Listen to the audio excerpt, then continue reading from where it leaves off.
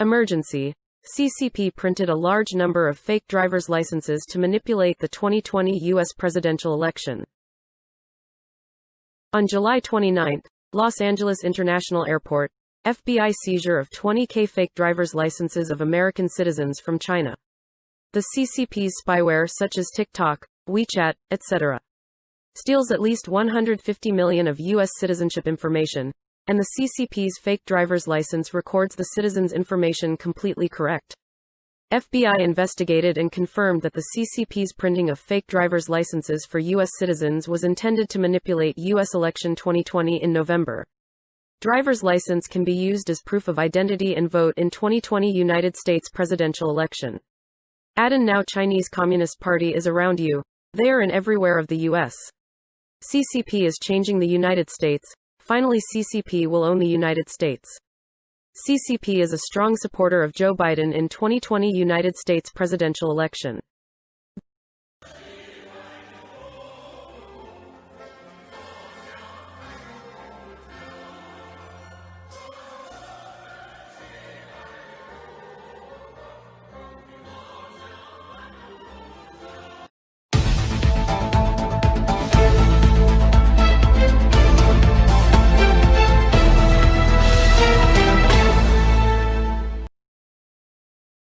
DOJ brings charges over mail-in ballots found in dumpsters. A New Jersey postal worker was arrested Wednesday for dumping almost 100 mail-in ballots into dumpsters in multiple towns.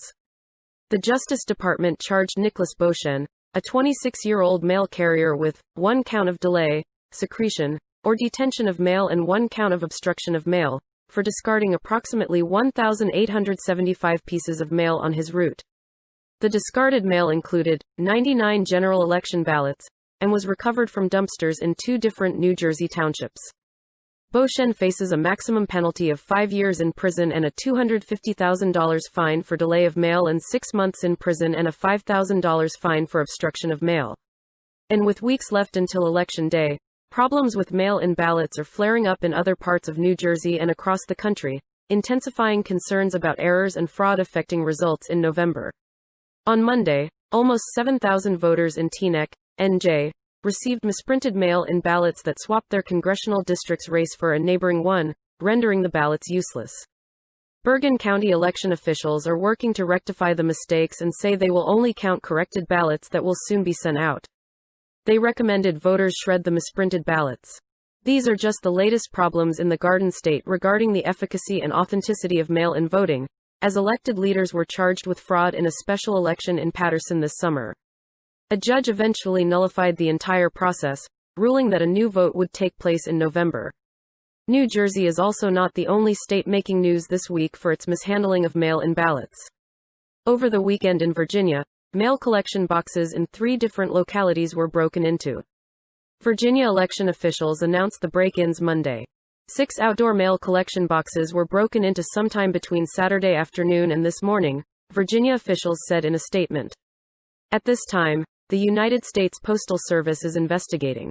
Neither the department nor USPS has any information about whether any election mail was contained in the boxes. Officials urged voters to contact USPS if they dropped mail into the boxes between Saturday afternoon and Monday morning. Mail-in ballots are also the subject of various legal battles around the country as Election Day nears. The Nevada Republican Party asked federal law enforcement to investigate a culinary union chapter for illegally tampering with mailboxes while canvassing for Democratic nominee Joe Biden. Republicans are also challenging election officials in Minnesota and Michigan for saying they would allow ballots to be counted past Election Day even if they are not postmarked.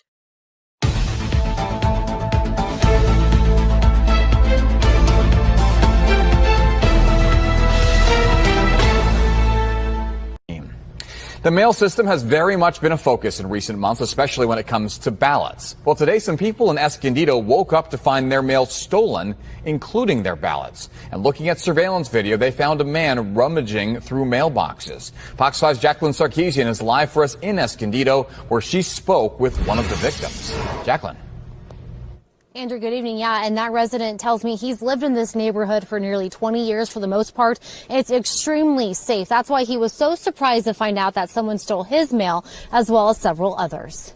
It was really surprising that the day ballots were delivered happened to be the first time in at least 10 years that somebody took our mail. On Tuesday, just before midnight, David Sprouse's surveillance cameras captured this man stealing not just his mail, but his neighbors as well. It was a younger looking man, happened to come down the sidewalk. He was wearing a ball cap, face mask, gloves. Carefully opened up our mailbox, took out all of our mail. As you can see from the video, the suspect proceeded to do the same thing to the mailbox belonging to Sprouse's next door neighbor. It wasn't until the following morning when he found out his mail, including 2 voting ballots, were stolen.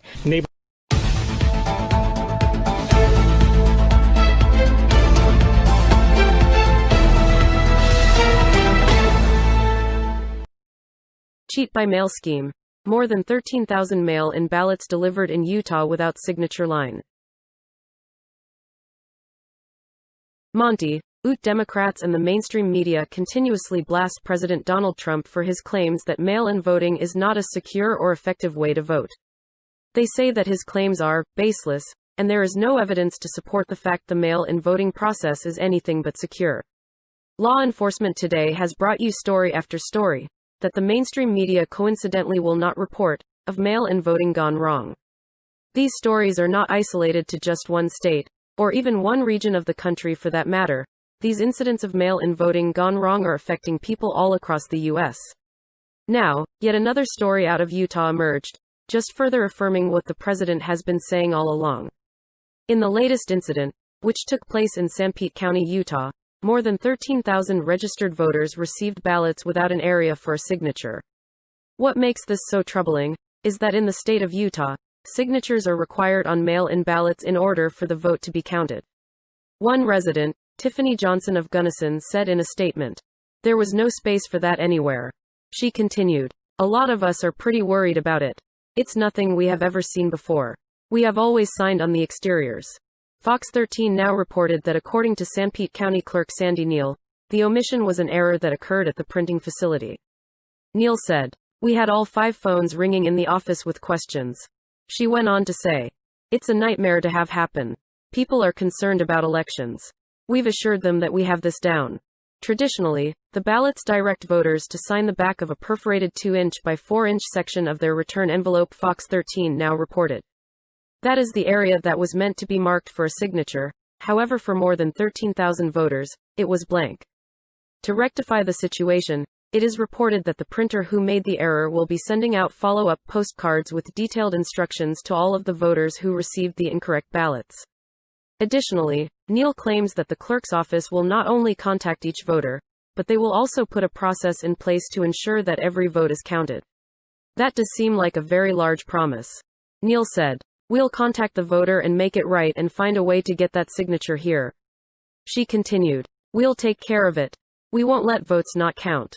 Although Neal's comments might strike hope in some, it does seem like an almost impossible task to reach out to all 13,000 voters, actually get in contact with them, give them instructions that they will understand on how to include a signature, and then go through each ballot to ensure they were done correctly so they are counted. If even one vote goes uncounted due to this printing error, that is not only an injustice to the voter, but an injustice to whomever the person was voting for.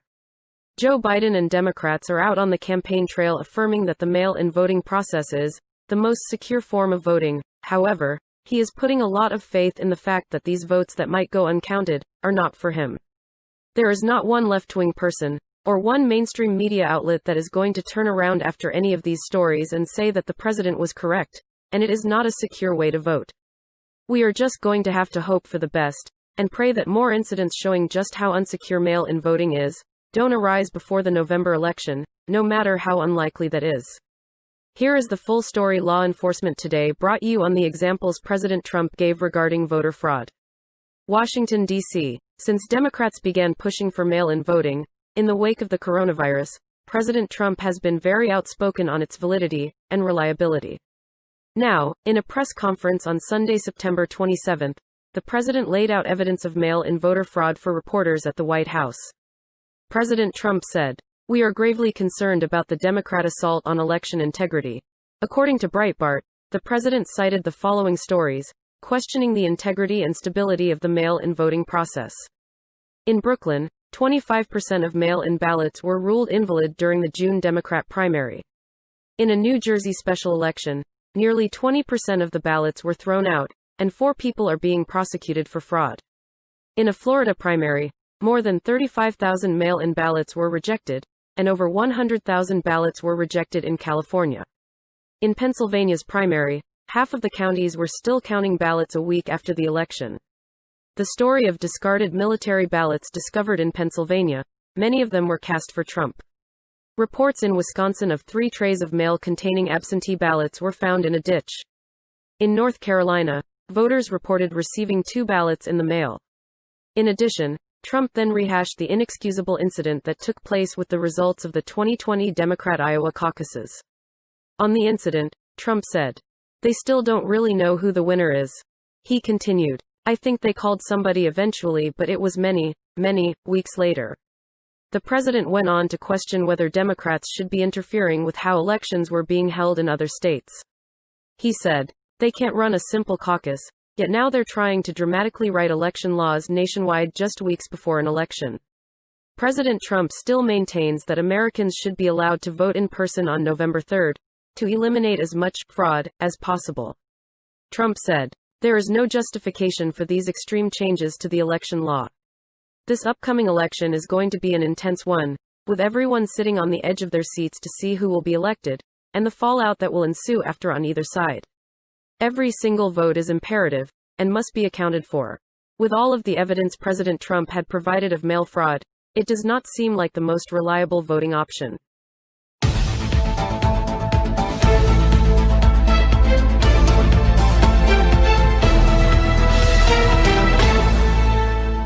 The big question tonight is who stole from these mailboxes and why? Many are concerned that this feeds into the allegedly false narrative that voting by mail isn't safe.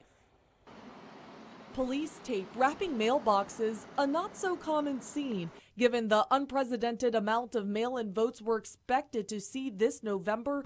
U.S. Postal Service customers like Mary Ann Pugh are concerned. My first thought was that somebody was trying to get ballots. Mail was stolen from blue boxes at 6 different post offices in Richmond, Henrico, and Chesterfield.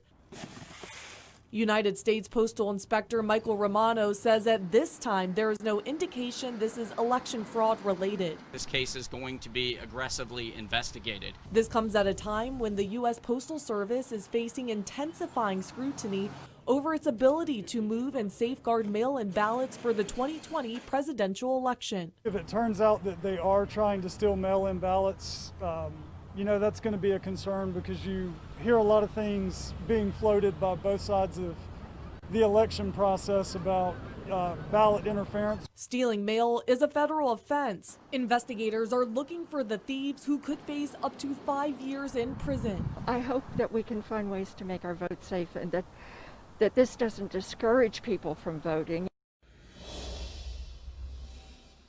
If you're nervous about sending in your ballot, the post office advises going inside and handing it directly to one of their employees. Reporting live tonight in Henrico County, Sierra Fox,